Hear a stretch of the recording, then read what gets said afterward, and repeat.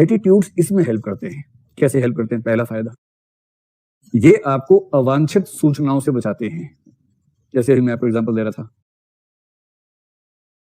अवांछित सूचनाओं से बचाओ। ये जो दिमाग नाम की चीज है ना, इसमें धुआं निकल जाएगा अगर आपने इसको ठीक से इस्तेमाल नहीं किया तो। मूर्खों का लक्षण ये है कि वो अनावश्यक चीजों पर दिमाग ज्यादा लगाते हैं, काम की बात पे नहीं लगाते हैं। जैसे कई लोग आपको देखेंगे जिनको 300 फोन नंबर याद है, उनसे आप पूछो कि इसका फोन नंबर क्या, मैं बताता हूँ ना, देख के वाह यार बड़ी जबरदस्त मेमोरी है, वो इसी में खुश है। जिस जमाने में सारे फोन नंबर सेव हो जाते हैं, उस जमाने में फोन नंबर याद करना अपनी मेमोरी पावर का बेजा इस्तेमाल है, गैर जरूरी इस्तेमाल है। जितनी बाइट्स खराब की हैं अपने फोन नंबर याद करने में, उतनी बाइट्स में कुछ काम की बात याद कर लेते हैं। क्यों फोन नंबर याद किया? 2-4 फोन नंबर समझ में आते हैं, इमरजेंसी में याद होने चाहिए। संकट हो गया, फोन गुम हो गया, नंबर याद नहीं है, 2-4-5 नंबर समझ में आते हैं कि याद होने चाहिए, जो जरूरी नंबर है। और आपको हर किसी का नंबर, अखबार वाले का नंबर भी याद है, रिक्शा वाली भी 6 नंबर याद, रिक्शा वाला 1, रिक्शा वाला 2, रिक्शा वाला 3, सबके नंबर याद कर रखे हैं। तब तो ये हद है ना भाई। इसका मतलब अनावश्यक सूचनाओं से आपका लगाव है, बहुत ज्यादा बेकार की बातों में लगाव है। अब एक सिंपल एग्जांपल अभी का देखिए। जैसे मैं सामने आप सबको देख रहा हूँ, 500 लोग बैठे हैं लगभग, सबका चेहरा अलग, सबका स्टाइल अलग, सबके कपड़ों का रंग अलग, सबकी गर्दन किस कोण पे घूमी है वो अलग अलग है, ठीक है। तो अब मेरी स्थिति क्या है? जो सार्वत्रिक दार्शनिक है उसने इसका बड़ा अच्छा वर्णन किया है, मतलब वक्ता की स्थिति क्या होती है उसके बारे में। अब मैं जिस तरह से आपको पढ़ा रहा हूँ या कोई भी पढ़ाएगा, आप सबको हमेशा ये लगेगा कि आपको ही देखा जा रहा है ना। ये लगना वक्ता की सफलता है। क्योंकि सच बात है कि वो आप में से किसी को नहीं देख रहा होता, एक को भी नहीं देख रहा, मतलब देख भी रहा तो इस सेंस में कि हाँ बहुत सारे बच्चे बैठे हैं। सेकंड के एक आध हिस्से में, दशमलव वाले हिस्से में किसी एक आध पे नजर जाती होगी, फिर कहीं और, फिर कहीं और, फिर कहीं और, ऐसे होता होगा। स्वाभाविक यही है। अब मैं ऐसे देख रहा हूँ, वहां 50 लोग हैं, किसी ने जोर से मुंडी हिलाई तो वो दिख जाएगा 1 सेकंड के लिए, फिर वहां किसी ने हाथ यूं किया तो वो दिख गया 1 सेकंड के लिए। कुछ अजीब सा दिखेगा तो वहां नजर 1 आध सेकंड को जाएगी, वरना नजर सामान्य रूप से ऐसे घूमती रहेगी। यही होगा। अब अगर कोई कहे कि यार आप क्लास में पढ़ाते हो, सब बच्चों को देखते हो, ये बताओ कि इस नाम के बच्चे ने आज कौन सा रंग का स्वेटर पहना हुआ था, और आप कहे कि वो आगे से 5वीं रो में बाईं तरफ 3 नंबर बैठा हुआ था, आप कहेंगे यार मुझे क्यों पता होना चाहिए? ये तो कहेंगे क्यों पता होना चाहिए। कई लोगों की रुचि इसी में होती है। और इस मामले में बड़ा आश्चर्य है, मतलब जेंडर सेंसिटिव में बहुत ज्यादा हूं, लेकिन मैंने ऐसे पाया है कि शादियों में मैंने देखा है, महिलाओं की भाषा में अक्सर ये होता है कि ये वही साड़ी है जो 2 साल पहले तुमने पहनी थी। ऐसी बातें मैंने सुनी है। मुझे नहीं पता कि ये मैं सही बात कह रहा हूँ कि गलत बात कह रहा हूँ, पर मैंने सुना है ऐसा। और मैंने महसूस किया कि पुरुषों को इस बात का पता ही नहीं होता कि पिछली कितनी शादियों से एक ही कमीज पहने काम चला रहे हैं, फर्क ही नहीं पड़ता, क्योंकि उनके लिए यह सूचना अनावश्यक सूचना है।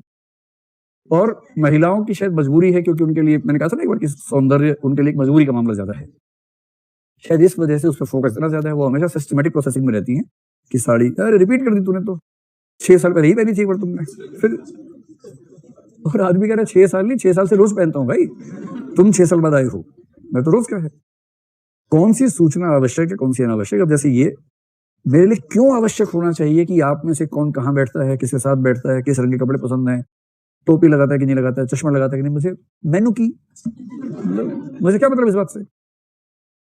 लेकिन अगर मैं अपने दिमाग को अभ्यस्त न कर लूं इस चीज के लिए कि इन चीजों पर ध्यान देना ही नहीं है, तो मेरी बहुत सारी एनर्जी खर्च हो जाएगी उन सूचनाओं को ध्यान से देखने में जो गैर जरूरी है। और आप समझ रहे हैं, दिमाग का धुआं निकल जाएगा इतनी सूचना। और जब आप घर से निकलते हैं पूरे दिन भर में ऐसी लाखों करोड़ों सूचनाएं आपके आसपास हैं जिनको लगातार इग्नोर करना होता है, और यदि आपने उन पर फोकस करना शुरू कर दिया तो आप अपना काम कभी कर नहीं पाएंगे। इग्नोरेंस इज ब्लिस जब कहते हैं ना, उसका एक बड़ा पक्ष ये भी होता है कि लाखों सूचनाएं आपके आसपास हैं, उनमें से काम की 2-4 हैं आपके लिए, बाकियों को इग्नोर करना भी आना चाहिए। एटीट्यूड्स हमें यह समझा देते हैं कि कौन सी सूचना पर ध्यान देना है, कौन सी पर ध्यान देना ही नहीं है। तो आवश्यक सूचनाओं का चयन बहुत आसान हो जाता है। जैसे किसी का एटीट्यूड है कि भाई एनिमल्स के प्रति करुणा का भाव है उसके मन में, अब वो चल रहा है, हजारों सूचनाएं ध्यान नहीं दे रहा, जैसे एक एनिमल कहीं दिखा उसको खटक से वहां ध्यान जाएगा, वहां पूरा ध्यान से देखेगा, सिस्टमेटिक प्रोसेसिंग में आ जाएगा, और बाकी हर चीज को ह्यूरिस्टिक प्रोसेसिंग में इग्नोर करते हुए चलता जा रहा है। इससे बचाव होता है ऊर्जा का, समय का, और दिमाग से क्या नहीं निकलता, धुआं नहीं निकलता है, वरना दिमाग फट जाएगा किसी, इतनी वेस्टेज हो जाती है। दूसरा एटीट्यूड जो करते हैं हमारी क्लैरिटी ऑफ अंडरस्टैंडिंग। मैंने आपसे पहले ही कहा कि मूर्ख होने में फायदा बहुत है, क्योंकि मूर्खों को कंफ्यूजन कभी नहीं होता है। जो जितना बड़ा मूर्ख उतना बड़ा क्लियर हर चीज में। तो मूर्खता और स्पष्टता में बड़ा गहरा संबंध है।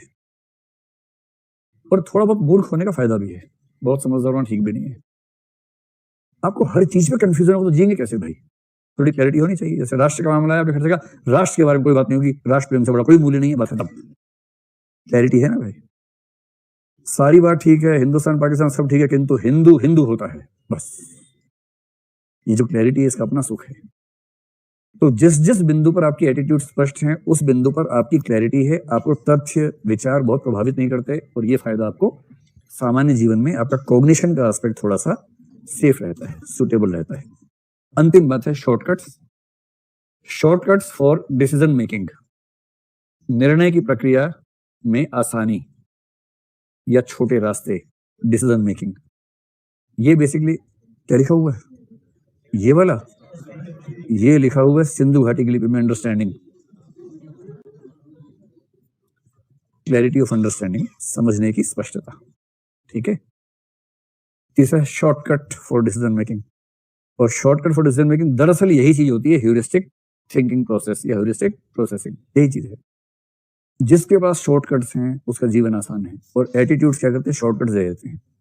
जैसे मान लीजिए किसी को ये पता है कि भाई मुसलमान लोग जो है ना अच्छे नहीं होते हैं, ये इसका रिवर्स, किसी को ये पता है कि हिंदू लोग जो है ना अच्छे नहीं होते हैं, मुसलमान है, उसको ऐसा लगता है। ये धारणा कितनी भी गलत हो, इससे इसकी एनर्जी बहुत सारी बच जाएगी।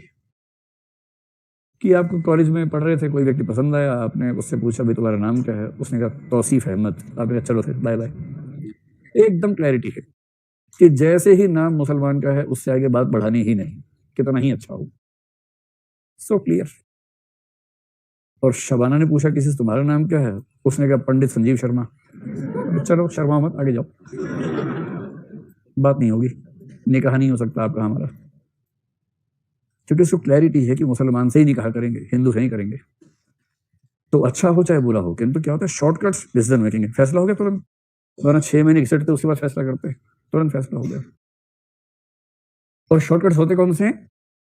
जैसे किसी का एटीट्यूड है, अपने पेरेंट्स के प्रति बहुत लगाव है, कि मेरी मम्मी कहती थी, मेरे नाना जी कहते थे, है ये कहानी बिल्कुल सच्ची, मेरे नाना कहते थे। सुने वाला गीत आपने? एक बहुत प्रसिद्ध गीत हुआ एक जमाने में, शशि कपूर उसमें घोड़े पर बैठे नायिका को लेके चल रहे हैं पैदल।